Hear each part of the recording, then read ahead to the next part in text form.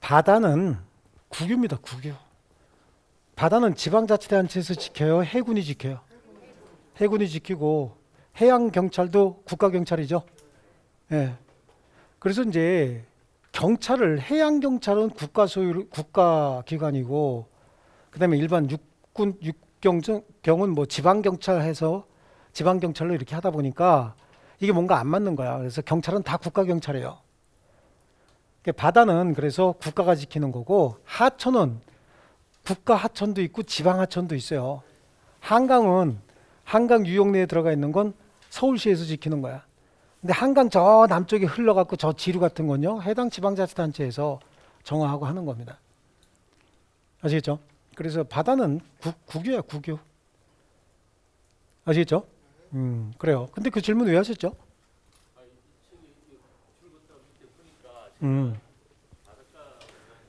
예.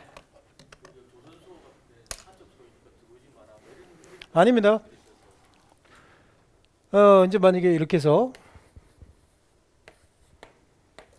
요 부분은 가축 사업하기 위해서 국가로부터 허가를 받는 거예요. 이 부분은요. 허가를 받았으니까 이게 소유권이 생긴 게 아니라 사용권이 생긴 것 뿐입니다.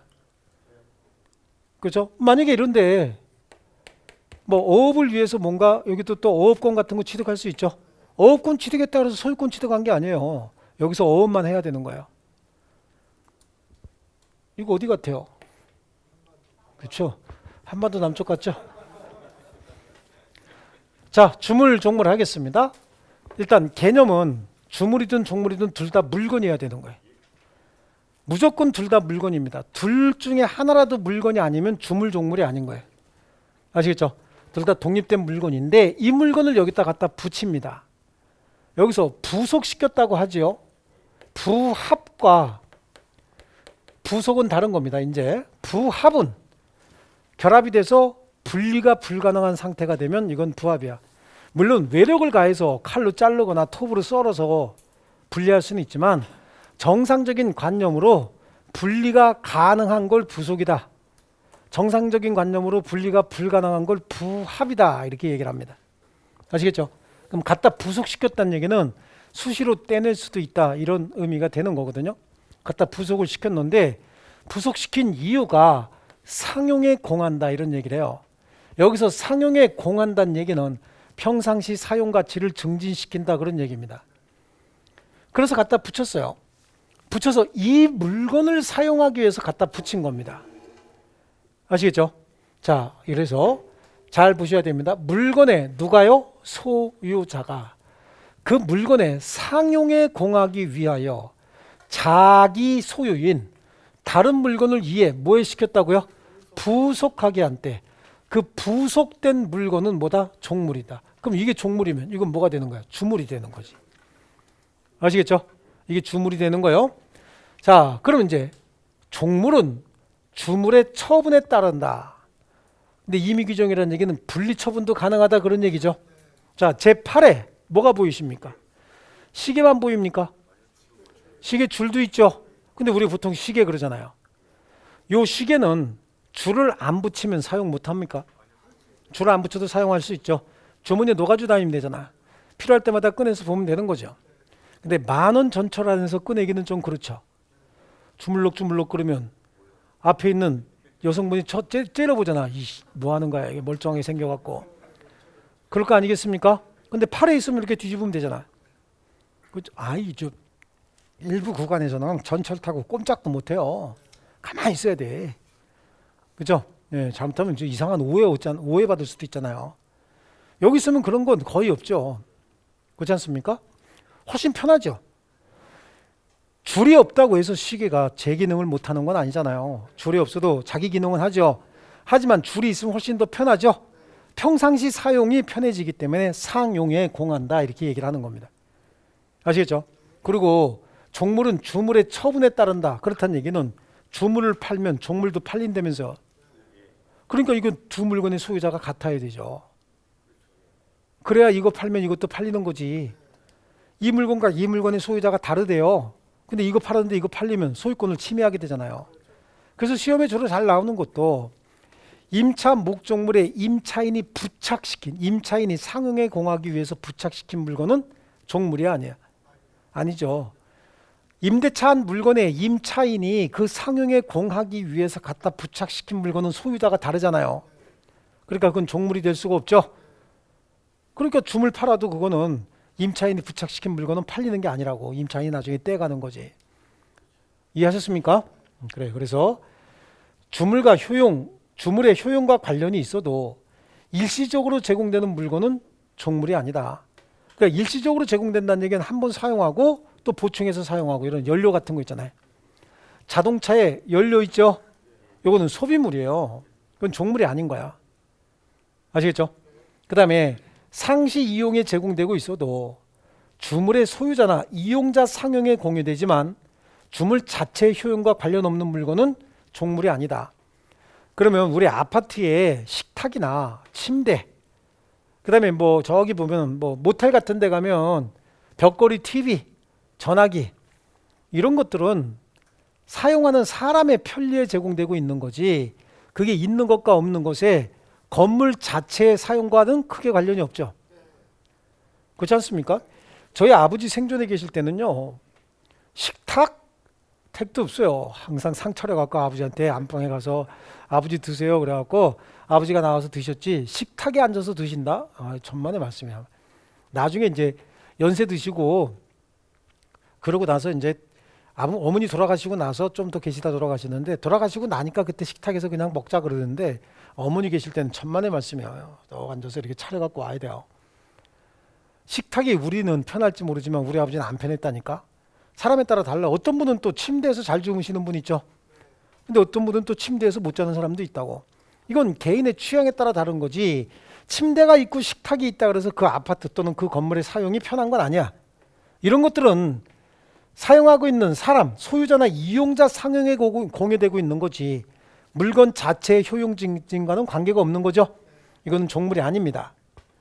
그리고 상용에 공한다는 얘기는 장소적으로 밀접하게 붙어 있으니까 상용에 공하는 거지 멀리 떨어져 있으면 이게 상용에 공할 수가 없죠. 아니 하나는 한강에 있고 하나는 낙동강에 있대요. 그게 무슨 상용에 공하겠어. 평상시 사용 가치를 높여야 되는데 아시겠죠? 수리를 위해서 일시적으로 분리는 가능해요. 하지만 원래 떨어져 있는 물건은 종물이 될 수가 없는 거예요. 아시겠죠? 그래서 일시적 분리, 수리 등을 위해서 일시적 분리는 가능하다 이렇게 얘기를 하고요. 그리고 종물은 독립한 물건이어야 한다라고 하는 의미가 종물은 주물과 분리 처분도 가능하다는 얘기예요. 독립한 물건. 이거 떼내서 이것만 팔 수 있어요, 없어요? 있습니다. 여기 줄이 쇠줄도 있어요, 쇠줄. 가죽줄도 있지만 집에 있습니다. 근데 쇠줄이 좀 무거운 느낌이 있어가지고 이렇게 하는 거야. 이거 차고 다니는 거예요. 이거 떼내서 다 되면 이거예요. 이게 결혼 때 받은 거라 줄을 한 서너 번 갈았어요. 예. 그렇습니다. 그래서 독립한 물건이고 별도로 처분도 가능하고 별도로 구입도 가능한 겁니다. 자, 그 다음에 이제 주택의 정화조는 독립성이 있느냐 한번 보자고요. 주택의 정화조는 해당 토지에 묻혀 있던 다른 토지에 묻혀 있던 관계없이 그 주택이라고 하는 건물의 구성 부분인 거예요. 따로 떼내서 파는 거 보셨나요? 정화조 팔아요. 3년 사용분. 뭐 그다음에 처리 능력 얼마 뭐 이런 거 보신 적 없죠? 예, 좋습니다. 그래서 예를 들어서 주택을 팔면서 주택의 정화조 있잖아요. 정화조. 그죠? 이렇게 부패조, 여과조, 산화조, 소독조 이렇게 돼 있죠. 그렇지 않습니까? 요거만 별도로 처분할 수 있습니까? 별도로 처분할 수 없죠. 이거 팔면 팔린 거야, 안 팔린 거야? 여기 같이 팔린 겁니다. 이해하셨습니까? 자, 그래. 그래서 주택의 정화조는 그 주택의 구성 부분이지 주택의 종물이 아니다. 그 다음에 건물은 언제나 토지와 별개의 물건입니다. 건물은 아까 했죠? 토지와 언제나 별개의 물건입니다. 독립된 부동산이지 토지의 종물이 될 수가 없죠. 그 다음에 주물과 종물은 동일인 소유에 속해야 된다. 이건 이미 설명을 했습니다. 그래. 그래서 백화점 건물에 임차인이 설치한 전화교환 설비는 주물과 종물의 소유자가 같아 달라. 다르기 때문에 그건 종물로 볼 수가 없는 거예요. 하지만 백화점 건물의 주인이 설치한 전화 교환 설비는 백화점 건물의 종물이에요. 근데 그 전화 교환 설비를 임차인이 설치했으면 그건 종물이 아닌 거예요. 아시겠죠? 우리 책에 백화점의 전화 교환 설비는 여기 광주 백수 여기 할 때 종물이라고 했는데 시험에 한번 이렇게 냈더라고. 백화점 건물에 임차인이 설치한 이런 식으로 냈더라고요. 그러니까 조금 화가 났어요. 아니, 남이 써놓은 걸 가지고 그럼 내 책 가지고 공부한 사람들을 틀리라고 한 거 아니야? 그렇지 않습니까? 이거는 국가에서 국민들 세금 갖고 운영을 하는 그 시험을 하면서 특정 저자들의 책에 있는 내용을 반대로 해서 이렇게 함정에 빠뜨린다라고 하는 거 이거는 불공정한 행위죠. 그래서 제가 이거 갖고 한번 이의를 한번 제기한 적이 있는데 소송할까 그러다가 돈이 없어서 안 했어요. 예. 이건 말이 안 되는 소리지. 이게 우리 시험에 나왔던 지문이거든요. 예. 그런데 이제 제가 가르친 건 그래서 항상 주물과 종물은 동일인 소유에 속해야 된다. 그럼 백화점 건물에 임차인이 갖다 설치한 물건이다. 그런 건 종물이 될 수 없죠. 물론 거기서 쉽게 찾아낼 수도 있지만 얘를 이렇게 들면 안 되지. 그죠? 그럼 우리는 이렇게 암기시켰다고 주물 종물 관계 그래서 광주 백수 이래갖고 암기시켰단 말이죠. 광주 백수 그죠? 이렇게 해서 암기했으면 백화점 건물의 전화교환 설비 그럼 이거는 소유자가 같다는 전제하에 종물이거든. 이렇게 내니까 함정에 빠뜨리려고 낸 거지. 완전히. 그래 뭐 이런 짓도 합니다. 실제로. 주물 종물 다 했어요. 자 그래서 100조에 물건의 소유자가 그 물건에 상용에 공하기 위하여 자기 소유인 다른 물건을 이에 부속하게 한 때 그 부속물은 종물이다. 종물은 주물의 처분에 따른다죠. 거기에 이제 2번에 가면 종물의 요건이야. 주물의 상용에 공하는 것일 것, 그죠? 상용에 공하는 것일 것. 그리고 두 번째 줄에 배와 노, 주택과 따로 된 광, 시계와 시계줄. 가만히 보세요. 배는 노가 있는 게 훨씬 사용에 편하죠. 그죠? 이거 갖고 또 질문하신 분 있어요. 요즘에 모타 달던데요. 그러니까 그거 말고 모타 없는 거 손으로 하는 게 편해? 노로 젓는 게 편해요? 노로 젓는 게 편하죠. 그 다음에 주택과 따로 된 광. 그 광이라고 하는 거 있잖아요. 광. 광은 있으면 거기다가 허접 쓰레기들 다 갖다 집어넣고 좀 깨끗하게 관리할 수 있잖아요. 광 있는 게 나아? 광 없어갖고 너저분하게 늘어놓는 게 나아? 광 있는 게 훨씬 더 사용에 편하죠. 이거. 그 다음에 시계와 시계줄 이 정도고요. 동그라미 2번 다 봤던 내용이에요. 효용과 관련이 있어도 일시적으로 제공되고 있는 거 있죠? 석유 같은 거. 이건 종물 아니고 동그라미 3번도 줄 치셔야 돼요. 주물의 효용을 돕는 작용은 직접적이어야 하며 상시 이용에 제공되고 있어도 주물의 소유자나 이용자 상용에 공유되지만 주물 자체의 효용과 관계가 없으면 종물이 아니고. 직장 다니면서 시험 합격하기가 쉽지 않아요. 혼자 공부하면 물어볼 데도 없고 에듀윌 유료 회원은 평일 야간에도 심지어 주말에도 밀착 관리를 해주니까 의지가 많이 됐어요. 에듀윌은 합격의 지름길입니다. 장소적으로 밀접해야 되겠죠. 일시적으로 분리는 가능하다. 그래서 일시적 분리가 가능하다라고 하면 사례가 나오면 그 동그라미 2번은 줄치지 마세요. 주유소의 주유기를 수리하기 위해서 수리업자에게 맡겼대요. 그럼 일시적으로 분리한 거죠. 그럼 가지고 이거는 수리해서 가져오면 다시 거기다 붙일 거 아니냐고. 그러니까 이거는 종물성을 상실하는 것은 아니다. 종물이 맞다 그런 거고요. 자, 그다음에 다음 페이지 보니까 173페이지 독립한 물건이어야 된대죠. 그래서 종물은 주물의 구성 부분이 아니고 주물의 경제적 효용을 돕기 위하여 경제적으로 부착되어 있는 물건에 지나지 않는다. 예, 법률상 독립한 물건이어야 한다. 그죠? 그 다음에 주택의 정화조는 언제나 구성 부분이지. 요거만 따로 떼내서 팔 수 있나요? 분리 처분이 불가능하죠, 이거. 그래. 그래서 언제나 주택을 위한 정화조는 그 구성 부분입니다. 그 다음에 동그라미 4번에 건물은 언제나 토지와 별개의 물건으로서 독립된 부동산입니다. 토지의 종물이 될 수가 없어요. 건물은 언제나 별개의 물건이라고 했죠. 예. 자, 그 다음에 주물 종물 모두 동일한 소유자에 속해야 된다라고 하는 겁니다. 그래서 그 동일한 소유자에 속할 것 여기는 동그라미 2번의 두 번째 줄 뒷부분에 가면 주물과 다른 사람 소유에 속하는 물건은 대체적으로 임차인일 겁니다. 그죠? 그 속하는 물건은 종물이 될 수 없다. 자, 그 다음에 종물의 효과는 양쪽 가로 1번에 종물은 주물의 처분에 따른다 이렇게 돼 있죠. 종물은 주물의 처분에 따른다. 그렇다는 얘기는 주물이 팔리면 종물도 팔린다. 이런 뜻인데 동그라미 2번에 보시면요. 주물 위에 저당권이 설정이 됐대요. 그러면 그 저당권의 효력은 저당권 설정 당시 종물뿐만 아니라 저당권 설정 후에 부속된 종물에도 영향을 미친다. 자, 요거는 설명을 좀 드려야 되는데, 자, 주유소의 주유기는 종물이라고 하지 않았습니까? 그래, 이렇게 주유소가 있는데 주유소에 뭐 캐노피 이런 거 있잖아, 그죠? 이렇게 해서 여기 무슨 주유소 이렇게 써 있죠. 기둥도 있고 여기 보면은 주유기들 있잖아요. 이거는 주유소 토지 내지는 건물의 종물이에요. 이 안에 저유 탱크 있죠. 이 탱크는 부합물이야. 탱크는 부합물이에요. 쉽게 분리할 수 없는 물건이잖아요. 외력을 가해서 하나를 부수지 않으면 분리할 수 없는 물건이죠. 하지만 이건 쉽게 분리할 수 있잖아요. 이 주유기는 종물인 거예요. 여기에 저당권을 설정을 했어요. 주유소에 돈 빌려 쓰고 저당권을 설정을 했다. 그럼 이 저당권의 효력은 저당권 설정 당시에 있었던 종물뿐만 아니라 저당권 설정 이후에 새로이 부속된 종물들이 있죠.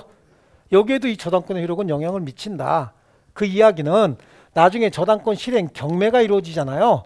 그럼 경락인이 경락을 받을 거 아니야. 그럼 그 사람은 이거 소유권 취득하는 것뿐만 아니라 이것도 소유권을 취득한다는 얘기예요. 자, 여기서 지금 저당권 쪽에 가면 좀 더 구체적으로 나오는 게 여기다가 저당권 설정을 했고 경매 실행 시 법원 사무관이 착각을 통해서 이걸 경매 대상 목적물로 포함시키지 않았다고.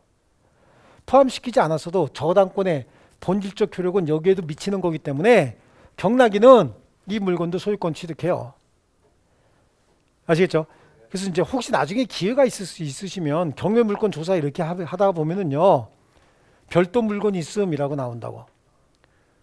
평가 외 물건이 있음 이런 게 나와. 그럼 평가의 물건 이렇게 가서 봐서 아, 저게 종물이겠다, 부합물이겠다. 그러면 그건 굉장히 좋은 물건이에요. 공짜로 그냥 가져가는 거예요. 아시겠죠? 이런 것들. 그래서 저당권 설정 당시 있었으면 당연히 저당권의 효력에 영향을 받겠지만 저당권 설정 후에 새로이 부속된 물건도 저당권의 효력에 영향을 받아요. 여기다가 저유 탱크 하나 다시 묻었대. 저유 탱크 묻었으니 이건 부합물이죠. 부합물도 무조건 일체가 된 물건이기 때문에 저당권의 효력에 영향을 받습니다. 아시겠죠? 자, 그런 정도 보시고 그 다음에 양쪽 가로 2번에 주물과 종물에 관한 민법 제 100조 2항은 강행 규정이 아닙니다. 당사자 특약으로 배제가 가능해요. 그 말의 의미는 주물만 팔 수도 있고 종물만 팔 수도 있다. 그런 의미가 되는 겁니다. 그 다음에 이런 주물 종물의 이론이 확장이 돼서 권리 상호 간에도 종물 이론이 적용이 되는데 거기 양쪽 가로 1번 줄 칠게요. 주물 종물에 관한 민법 제 100조는 권리 상호 간에도 그대로 적용이 된다. 174페이지 양쪽 가로 1번. 자, 그래서 양쪽 가로 2번에 보니까 이런 100조의 적용 사례가 뭐가 있냐. 건물에 설정된 저당권의 효력은 그 건물에 종물 및 부합물에 영향을 미친다 그랬죠. 저당권의 효력은 여기도 미친다 그랬잖아. 여기도 미친다고 했죠. 예, 똑같이 이렇게 미치는 것이고 또 하나 타인의 토지 위에 있는 건물에 저당권을 설정한 경우 그거 한번 잘 좀 줄쳐봐요. 타인의 토지 위에 있는 건물에 저당권을 설정했다. 거기까지만. 타인의 토지 위에 있는 건물에 저당권을 설정을 했다. 자, 타인의 토지 위에 있는 건물에 이 건물이 자기 토지 위에 있대, 타인의 토지 위에 있대요. 타인의 토지 위에 있다. 그러면 토지 소유자가 갑이면 건물의 소유자는 갑이 아니죠. 타인의 토지 위에 건물이 있는 거니까. 그러면 토지 소유자를 을이라고 한다면 을이 남의 땅에다가 건물을 지을 수 있다 라고 하는 건 토지 사용권이 있다는 얘기잖아. 토지 사용권이 있으니까 건물 짓는 거지. 토지 사용권이 없으면 건물 지을 수가 없는 거예요. 또 무단으로 지을 수 있는 거 아닙니까? 그건 불법행위라고. 지금 정상적인 거 얘기하는 거예요. 그래서 타인의 토지 위에 있는 건물에, 그럼 그 얘기는 건물 소유자는 토지 사용권이 있는데 이 토지 사용권은 사용수익권, 임차권 아니면 지상권일 거라고. 물론 전세권도 가능해요. 전세권도 가능한데 전세권은 거의 설정 안 해요. 전세권은 존속기간이 짧기 때문에 이건 최장 10년이거든요. 근데 이 건물 한 번 지으면 10년 쓰고 말 거냐고. 그래서 전세권이 안 들어가는 건 아니지만 대체적으로 다 임차권 아니면 지상권이야. 그럼 다시 일로 들어오면 을은 건물에 대한 소유권을 가지고 있는 거잖아. 타인의 토지 위에 토지 사용권 가지고 건물 지었죠. 여기에다가 저당권을 설정을 했다고, 병한테. 그럼 이 저당권의 효력은 건물에 대한 저당권이지만 종된 권리 있죠, 이거. 건물 소유를 목적으로 가지고 있는 토지 사용권 아닙니까? 이 저당권의 효력은 여기에도 미치는 거라고. 아시겠습니까? 그러면 저당권 실행이 돼서 정의 경락을 받았대요. 경락 받았으면 건물 경락 받은 거잖아. 그럼 건물의 소유자 이제 누가 되는 거죠? 정의 되는 거고 사용수익권도 그냥 취득하는 거예요. 아시겠습니까? 예. 그래서 타인의 토지 위에 있는 건물에 저당권 설정한 경우, 이건 앞으로도 계속 나올 거예요. 이 지문은. 그 저당권 효력은 건물 소유를 목적으로 한 토지에 대한 권리인 지상권 또는 임차권에도 미친다. 이건 지상권에서도 나오고 임차권에서도 나오고 저당권에서도 나오고 계속 나올 거예요. 이 말은. 전세권에서도 나와요. 타인의 토지 위에 있는 건물에 저당권이 아니라 뭘 설정했대? 전세권을 설정한 경우에, 그럼 이 건물을 사용 수익하기 위해서 전세권 설정했다는 얘기야. 그럼 건물만 사용해? 토지도 사용해? 토지도 사용할 수 있다는 얘기야. 계속해서 이 말 나올 겁니다. 타인의 토지 위에 있는 건물에. 그러면 타인의 토지 위에 있는 건물에 나오면 항상 토지 소유자가 갑이면 건물 소유자는 누구다? 을. 갑이 아닌 을이다. 그럼 을은 건물만 가진 게 아니라 토지 사용권도 가지고 있다죠. 지상권이나 임차권도 가지고 있다. 뭐가? 타인의 토지 위에 있는 건물에. 그럼 이게 벌써 탁 떠올라야 된다고. 아시겠습니까? 기계적으로 이렇게 공부해 하셔야 돼. 아, 이게 뭐였더라? 그러면서 판단해서 그거였구나. 그럼 벌써 3분 지나간 거야. 그럼 그건 틀리는 게 나아, 그 문제는. 아시겠죠? 시험 문제 타인의 토지 위에 건물에, 그럼 뭐 이게 딱 떠오르는 거예요. 자, 좋습니다. 그 건물에. 그 다음에 동그라미 3번에 기존 건물에 대한 근저당권은 부합된 그럼 한 덩어리가 됐다 그런 얘기죠. 증축 부분에도 효력이 미치는 거예요. 그런데 기존 건물에 대한 경매 절차에서 경매 목적물로 평가되지 않았답니다. 그렇다 하더라도 경락에는 부합된 증축 부분의 소유권 취득한다죠. 아까 여기서 있잖아. 저당권 효력은 여기뿐만 아니라 여기도 다 미친다 그랬잖아요. 근데 법원 사무관이 착각을 해서 이걸 경매 대상 목적물로 평가하지 않았다는 거야. 특히 이 부합물 있잖아요. 이건 눈에 보여 안 보여? 안 보여.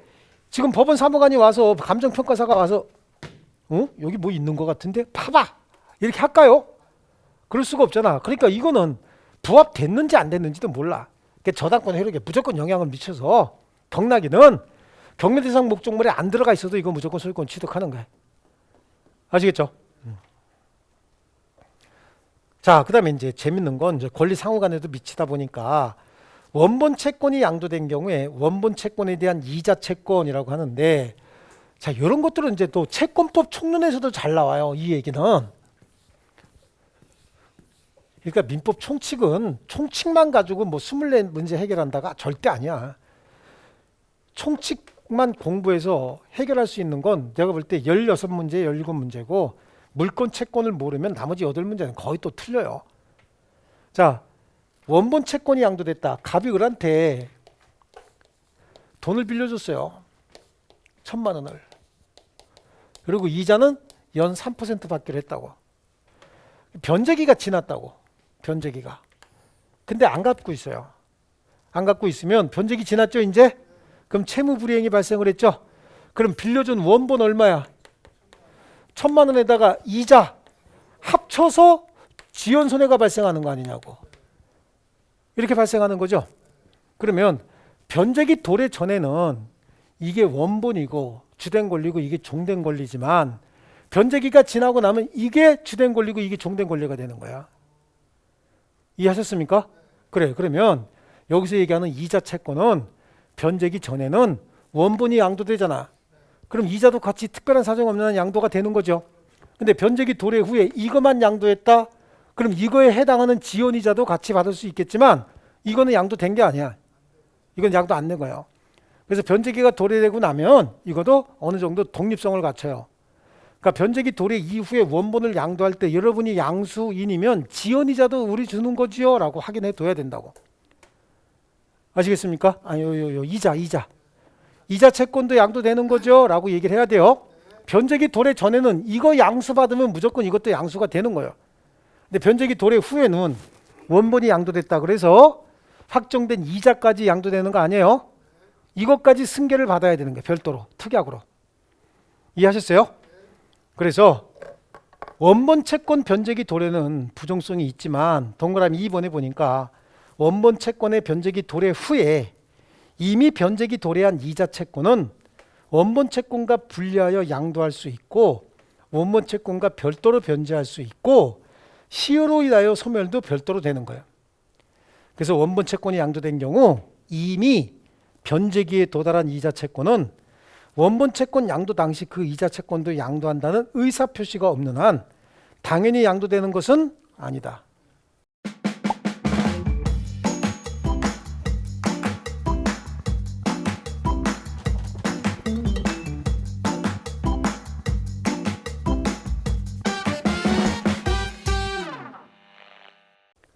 이해하셨죠? 자, 그 밑에 주물종물과 관련된 판례 중에서 앞에서 이미 줄을 쳤던 배와 노, 시계와 시계줄 있죠? 시계와 시계줄. 뒤에 가면 자물쇠와 열쇠도 있잖아요. 걔네들은 주물종물이라는 거 아시겠죠? 자물쇠 팔아요. 그런데 열쇠는 그럼 그거 갖다 뭐 하냐고. 무기로 쓰는 거밖에 없죠. 자, 좋아요. 그 다음에 판례 볼게요. 판례는 맨 위에 있는 게 광이야. 광. 낡은 가재 도구 등의 보관 장소로 이용되는 방, 연탄, 창고, 공동 변소 이런 것들 있죠. 이걸 합쳐서 우리 뭐라고 불러? 광이라고 부르는 거야. 광. 광 뭔지 모르시는 분이 있어요? 광? 다 아세요? 예, 좋습니다. 그 다음에 주유소의 주유기예요. 근데 유리 저장 탱크는 뭐죠?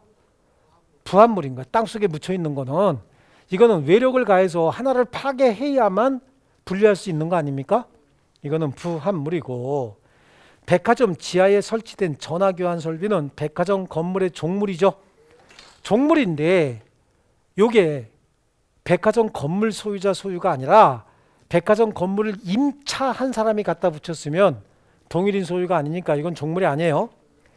횟집으로 사용할 점포 건물의 신축한 수족관 있죠. 이건 점포 건물의 종물이다 라고 하는 거예요. 여기가 왜 문제가 되냐면요. 특히 이제 주유소 주유기 있잖아요. 주유소 주유기는 주유소라고 하는 토지 자체, 건물 자체의 증진보다는 영업 증진에 기여하는 물건 같지 않습니까? 그렇죠? 영업 증진에 기여하는 물건인 것 같은데 분쟁이 생기니까 우리 판례가 종물이다 이렇게 한 거예요. 우리 그 주물 자체의 효용 증진이 아니라 주물의 소유자나 주물의 이용자의 상용에 공하는 것들은 종물이 아니라고 했잖아, 이론적으로. 근데 지금 주유소의 주유기 같은 건 좀 애매하죠. 영업 증진에 기여하는 물건인 것 같기도 하고 주유소 전체에 편익을 증진하는 물건인 것 같기도 하죠. 그러니까 우리 판례가 주유소의 주유기는 종물이다 이렇게 해준 거라고. 그 다음에 백화점 건물의 전화교환 설비도 백화점 영업 증진에 기여하는 물건인 것 같아요. 그렇지 않습니까? 그러니까 이거는 영업 증진에 기여하는 물건인 것 같기도 하고 백화점 건물 자체의 효용성을 높이는 설비인 것 같기도 해요. 그러니까 분쟁이 생겼는데 그때 백화점에 설치된 전화교환 설비는 백화점 건물의 종물이다. 이거는 두 개의 소유자가 동일하다라고 하는 전제가 되는 거예요. 그 다음에 횟집의 수족관 한번 보세요. 횟집에 있는 수족관은 분명히 영업 증진에 기여하는 물건이죠. 그렇지 않습니까? 예. 네. 근데 그것도 뭐라 그래? 종물이라고 하는 거예요. 아시겠죠? 종물이라고 했던 겁니다. 영업 증진에 기여하는 물건일 것 같기도 하고, 횟집이라고 하는 그 건물 자체를 그 자체의 효용을 증진시키는 물건이기도 해요. 왜냐하면 수족관이 저 멀리 있으면 횟집 영업이 굉장히 불편하죠. 가까이 있으면 횟집이라고 하는 이 건물 자체의 효용을 증진시키기도 한다. 그러니까 이런 건 다툼이 있을 때는 항상 판례에 따른다라고 하는 게 객관식 문제의 특성이니까 우린 그래서 판례를 공부하는 거예요. 이런 게 주관식 같으면 다 써줘야 되는 거예요. 경우에 따라서는 이게 종물이 아닐 수도 있는데 그 이유는 뭐냐라고 하는 것까지 다 써주는 거고, 우리는 그런 거 쓰는 게 아니죠. 그러니까 광주, 백수 그러면 돼요. 아시겠죠? 제가 이거 가지고 한번 전에 한번 그런 거 한 적이 있었어요. 이렇게 바닷가 주변에 여기 이제 백사장이야. 그리고 여기 보면 도로야, 도로. 여기 쭉 보면 횟집이 즐비하죠. 이렇게 횟집이 있다고. 횟집이 있는데 여 중에서 장사 가장 잘 되는 횟집이 어디냐라고 하는 거야. 그래서 1번부터 3, 4, 5, 6, 7, 8 이렇게 돼 있다고. 장사가 가장 잘 되는 집이 어딜까요? 수족관 있는 집이요? 아니 그냥 이렇게 봤을 때. 뭐 보통도 관념에 뭐 여기 이렇게 얘기하잖아요. 어떤 분은 또 가운데 좋아하겠죠. 천만의 말씀이야. 이게 잘 모르는 얘기예요. 제가 얘기하면 다 공감할 거야. 주인 아줌마 제일 이쁜 집이요. 틀려요? 맞죠? 거기다가 서비스까지 좋아봐. 이게 사람이 이 입소문이 얼마나 간사한 건데 정말로 잘 돼. 근데 8쌍둥이가 장사 안 되는 거야. 똑같이 생겼대요. 그러면 수족관 있는 집이 좀 낫겠지. 바깥에서 구미도 안기고 아우 저놈 팔팔 뛰는 거 봐라. 그렇죠? 그러니까 이건 영업 증진에 기여하는 물건일 것 같은데 우리 판례가 뭐래요? 종물이라고 하니까 광주, 백수 이렇게 해서 암기하는 거예요. 아시겠죠? 자, 그 다음에 그 밑에 있는 판례, 다음 페이지에 있는 판례 있죠? 판례 다 했어요. 다. 설명 다 했고요. 그 다음에 원물 과실 나오죠? 원물 과실. 그 바로 위에 보니까 우리 25의 기출문제가 하나 나오죠? 자, 우리 25의 기출문제 옳지 않은 건데 주물의 소유자의 사용에 공여되고 있더라도 주물 자체 효용과 관계없는 물건은 종물입니까? 아닙니까? 이건 종물이 될 수가 없죠. 예, 또 저당 목적 토지 위에 건물은 특별한 사정이 없는 한 토지의 종물이다? 건물은 절대적으로 토지와 별개의 물건이죠. 맞죠? 예. 천연과실을 아직 안 배웠고 법정과실, 천연과실을 아직 안 배웠고. 자, 좋습니다. 그 다음에 원물과실 한번 볼게요. 원물과실. 자, 물건의 용법에 의해서 수취되는 산출물은 천연과실입니다. 자, 원물과실도요. 둘 다 독립된 물건이어야 돼. 원물과실. 우리 주물종물도 둘 다 독립된 물건이어야 되죠. 예, 원물과실도 둘 다 독립된 물건이어야 한다라고 합니다. 자, 여기 보겠습니다. 어떤 물건이 있고 이 물건으로부터 파생돼서 나오는 경제적 이익이 있다는 거예요. 여기서부터 뿜어져 나오는 경제적 이익을 얘기하는 거예요. 그 경제적 이익으로서 독립된 물건을 과실이라고 해요. 독립성이 없으면 이것도 과실 아닙니다. 아시겠죠? 이것도 독립된 물건, 이것도 독립된 물건이어야 되는데 이렇게 원물로부터 파생돼서 나오는 경제적 이익이 있는데 그 경제적 이익이 물건이면 이걸 과실이라고 해요. 둘 다 물건이어야 된다고. 아시겠죠? 이 중에 천연과실이 있고 법정과실이 있는데 천연과실은 원물의 용법에 의해서 산출되는 산출물이다. 그러면 가장 일반적인 게 돼지를 키웠더니 새끼 돼지가 생기더라. 닭을 키웠더니 달걀이 생기더라. 이런 건 물건의 용법에 의해서 생기는 산출물들이죠.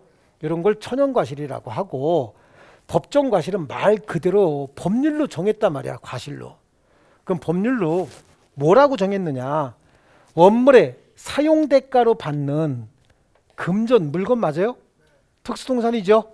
기타 물건. 얘는 그 물건이란 얘기야. 그러니까 물건에 사용 대가로 받는 금전 기타 물건이라고 했죠. 이게 이제 법으로 이렇게 정했다 그런 뜻이고, 그러면 천연과실은 원물로부터 분리될 당시에 수취권자에게 속한다는 얘기는 수취권자가 갖는다는 얘기인데, 누구냐면 얘는 원물을 정당하게 점유하고 있는 점유자가 갖는다는 얘기예요. 그럼 원물의 점유자는 대체적으로 소유자 아닐 거냐고. 소유자가 점유하고 있겠죠. 근데 소유자가 그 물건을 점유하지 않고 사용 수익권자에게 사용 수익권을 줘서 그 사람이 점유하고 있을 수도 있잖아요. 그럼 그 사람은 정당하게 점유하고 있는 사람이죠. 그때 원물로부터 분리되는 과실이 있다는 거야. 그럼 그 사람이 갖는 거예요. 그래서 현재 정당하게 점유하고 있는 사람이 있죠. 그 사람은 소유자 아니면 용의권자일 거라고. 임차인, 전세권자, 지상권자 이런 사람들이 있지 않습니까? 이런 사람들이 소유권을 갖게 되는 겁니다. 아시겠죠? 거기다가 선의의 점유자가 있어요. 점유자가 갖는다 그랬잖아. 선의의 점유자는 지가 점유권이 없는데도 점유권이 있다고 믿고서 점유하는 자를 선의의 점유자라고 해요. 아시겠죠? 본권이 없음에도 불구하고 본권이 있다고 믿고서 점유하는 자가 선의의 점유자고, 그 자는 그 물건으로부터 생겨난 과실을 취득한다 이렇게 돼 있어요. 자, 예를 들면 갑이 임대인이고 을이 임차인이야. 자, 임대인이 가지고 있는 건물이 두 개요. 똑같이 생겼어. 같은 업자한테 똑같은 날 지어갖고 똑같이 생겼어요. 임대차 계약을 체결하면서 뭐라고 얘기했냐면 가다가 오른쪽이다 이렇게 얘기했다고. 그래서 알았어요. 그리고 계약하고 가다가 오른쪽으로 들어가면 되죠. 되는데 얘가 오는 길에 카톡이 왔네. 카톡에 열심히 답답하다 보니까 이렇게 간 거야. 이렇게. 오다가 잊어버렸어. 아, 가다가 오른쪽이라 그랬냐 왼쪽이라 그랬냐. 그러니까 이제 다시 전화한 거야. 야, 갑, 내가 너한테 빌린 게 가다가 오른쪽이니 왼쪽이니. 그랬더니 갑이 그러는 거야. 왜 이렇게 꾸물거리고 빨리빨리 안 가라리야. 그러면서 가다가 오른쪽 임마, 오른쪽 밥 먹는 손. 그때 일로 들어간 거라고. 실제 빌린 건 이거죠. 근데 사용수익은 어디 하고 있어? 이거 하고 있잖아. 얘는 선의의 점유자인 거야. 사용수익권 있어요 없어요? 없죠. 사용수익권 이거잖아. 이거 임대 여기 때문에. 근데 실제 점유하고 있죠. 본권이 없음에도 불구하고 본권이 있다고 믿고 있죠. 왜? 갑한테 그렇게 들었잖아요. 얘를 선의의 점유자라고 하고, 그럼 선의의 점유자는 이 물건 사용이익을 가져간다는 얘기예요. 아시겠죠? 여기서 나오는 과실을 가질 수 있다라고 하는 거고, 그럼 법정 과실은 원물의 사용 대가로 받는 금전 기타 물건이라고 법으로 정해놓은 거예요. 그리고 이 법정 과실은 권리의 존속기간 일수 비율로 취득한다. 이 말은 뭐냐면 혹시 갑이 집이 두 채가 있는데 그 중에서 한 채를 A한테 임대차 했고 A는 매월 30일 날 100만 원씩의 차임을 준다고. 매월 30일 날 100만 원씩 차임을 내는 거예요. 임대차에서. 근데 이 주택이 6월 16일 날 얘한테 소유권 이전 등기가 된다고. 그럼 6월 30일 날 차임이 나올 거 아니냐고. 물건의 사용 대가로 받는 금전이죠. 법정 과실이잖아요. 그럼 이 법정 과실 100만 원은 누가 받아요? 을이 받지. 30일 날 소유자는 을이잖아. 을이 받지만 100만 원을 다 얘가 가질 수는 없죠. 뭐라고 돼 있어요? 권리의 존속기간 일수 비율로 취득한다고 돼 있잖아. 받는 건 얘 통장으로 들어올 거라고 분명히. 아, 얘가 반씩 뭐 50만 원씩 나눠주지는 않을 거 아니에요. 일로 다 보낸다 하더라도 얘가 다 가질 수는 없는 거야. 그러면 1일부터 15일까지는 갑 소유고 16일부터 30일까지는 을 소유 아닙니까? 그러니까 50만 원씩 나눠 가져야 되지. 근데 이거 다 임의 규정이야. 그딴 얘기는 당사자 합의로 달리 정해야 되죠. 여러분이 여기서 을이다 그러면 한마디 써야지. 과실은 발생하는 날 점유자에게 속한다. 이렇게 하면 되죠. 그럼 여기는요. 여러분이 갑이면 과실은 계약 당시를 기준으로 계약 당시 소유자에게 속한다. 계약하는 날 얘 거잖아. 발생하는 날 소유자에게 속한다 그러면 몇 개 되겠죠. 거기서 뭐 과실은 얘가 다 갖는다 그러면 삐지잖아. 그러니까 교묘하게 써야죠. 다 임의 규정이란 얘기예요. 아시겠죠? 그럼 이제 극단적인 예를 들면 여러분이 강아지 한 마리 키우다가 혹시 강아지 키우시는 분 손 들어보세요. 집에. 아무도 없어요? 예. 또 손 들으려면 또 뭐 부끄러워서 못 들고 그래. 뭘 부끄러워. 같은 방길인데. 자, 보세요. 강아지를 키우다가 해외여행을 2달 갔다 오게 생겼다고. 그럼 강아지 옆집 아저씨한테 맡겨놓은 거야. 맡기면서 아저씨 잘 좀 봐주세요. 그러고 갔다 온 거예요. 근데 갔다 오니까 강아지가 새끼를 낳네. 아마 여행 가기 전에 어디 가고 아마 걔가 이제 새끼를 가졌었나 봐. 새끼를 낳네. 그 새끼는 누구 소유냐라고 하는 거야. 맡겼던 강아지 주인 소유냐, 아니면 그 강아지를 보관하고 있던 옆집 아저씨 소유냐라고 하는 거야. 옆집 아저씨 소유죠. 원물로부터 분리될 당시에 점유하고 있던 사람이 누구야? 옆집 아저씨잖아. 새끼 낳을 때. 그러면 맡긴 사람은 어미개만 찾아오는 게 원칙이에요. 원칙적으로 그런 거야. 아시겠죠? 그걸 또 모르고 옆집 아저씨 속 좋게 또 준다. 임의규정이니까 가능해, 주는 것도. 근데 나 같으면 안 줘. 그렇죠? 강아지는 내 거고 어미만 갖고 가세요. 그러겠지?